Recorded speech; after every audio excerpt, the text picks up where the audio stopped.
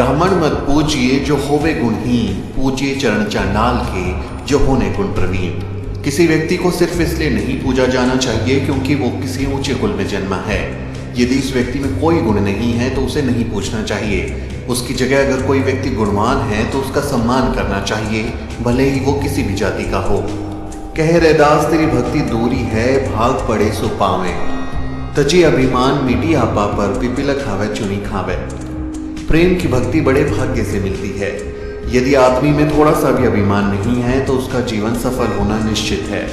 ठीक वैसे ही जैसे एक विशाल शरीर वाला हाथी शक्कर के दानों को नहीं बीन सकता, लेकिन एक छोटी सी दिखने वाली चींटी शक्कर के दानों को आसानी से बीन सकती है। जा देखे जिन उपजय नरक कुंड में बास, प्रेम भक्ति सोध रहे प्रगट जन रैदास।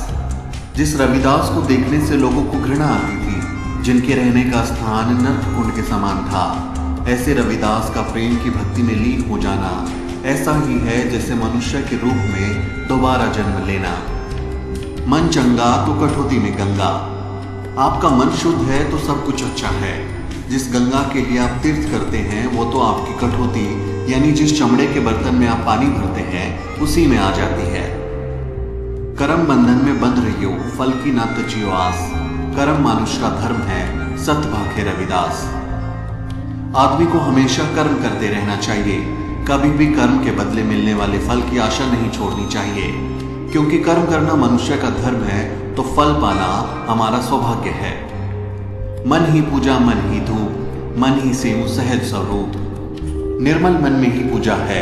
यदि उस मन में किसी के प्रति बैरभाव नहीं है, कोई लालच या द्वेष नहीं है, तो ऐसा मन ही मंदिर है, दीपक है और धूप है। ऐसे ही मन में असली भगवान है। कृष्ण करीम राम हरि राघव, जब लगे एक ने पेखा, वेद कतेब कुरान पुरानन सहज एक ही नहीं देखा। राम कृष्ण हरि ईश्वर करीम राघव सब एक ही परमेश्वर के अलग अलग नाम हैं। वेद कुरान पुराण आदि सभी ग्रंथ एक ही बात करते हैं। ये सब एक ही तो हैं, यही पाठ पढ़ाते हैं। हरीसा हीरा छांट के करी आन की आस, ते नर जमपुर जाएंगे सद्भावे रविदास।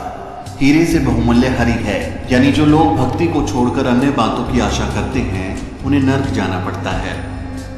रविदास जन्म के कारण होतने को नीच, नकर को नीच करी डारी है ओछे कर्म की कीच। कोई भी व्यक्ति किसी जाति में जन्म के कारण नीचा या ऊंचा नहीं होता। आदमी अपने कर्मों के कारण नीचा और ऊंचा होता है।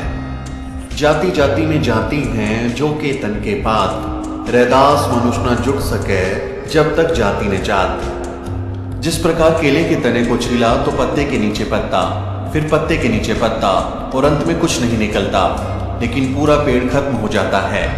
ठीक उसी तरह इंसानों को भी जातियों में बांट दिया गया है। जातियों के विभाजन से इंसान तो अलग अलग बट ही जाते हैं, अंत में इंसान भी खत्म हो जाते हैं।